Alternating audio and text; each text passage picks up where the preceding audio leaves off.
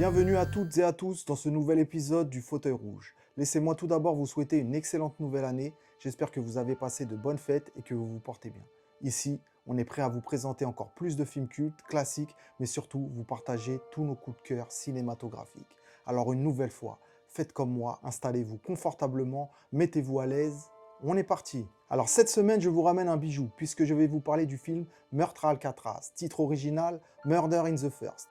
Un film sorti en 1995 qui est inspiré d'une histoire vraie, celle d'Henry Young, joué par l'acteur Kevin Bacon, incarcéré pour un simple vol de 5 dollars et soumis à des conditions inhumaines dans la prison fédérale d'Alcatraz. Il vole 5 dollars dans un bureau de poste et le gars, on le fout dans une prison où se trouvent les types les plus dangereux d'Amérique. Du coup, il fait une tentative d'évasion avec d'autres types. Il se fait choper et il prend tout pour tout le monde. En plus, le directeur Milton Glenn, interprété par Gary Oldman, c'est un sacré enfoiré de première. Pour vous donner un exemple, il coupe les tendons d'Achille d'Henry avec un coupe-chou pour qu'il ne s'échappe plus.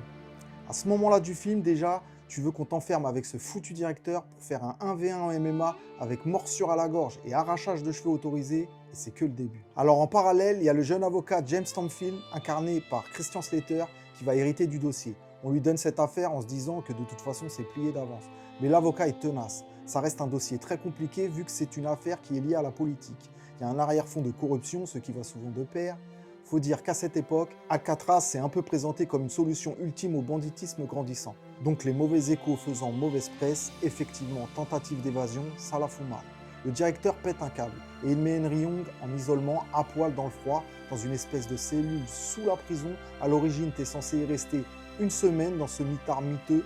Henry y restera, tenez-vous bien, 3 longues années. Il en sortira complètement traumatisé, ce qui lui fera commettre un meurtre sur un détenu qui tient en partie responsable de sa condition, ce qui était le cas. Donc bien fait, le bisou dans le cou, de la cuillère à la jugulaire, bien joué. Sauf que Henry, qui je vous le rappelle était là à l'origine pour un vol de 5 dollars, se retrouve maintenant accusé de meurtre. Et ce sera la ligne de défense de son avocat, convaincre les jurés que ce sont les injustices et même les acharnements subis par Henry qui l'ont poussé à commettre ce meurtre.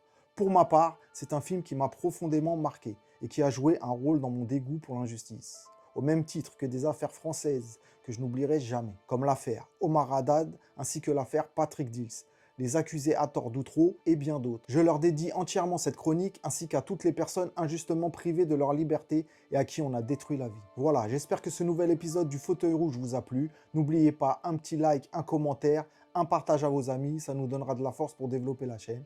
En attendant, je vous donne rendez-vous la semaine prochaine pour un nouveau coup de cœur. Jusque-là, prenez bien soin de vous. Peace.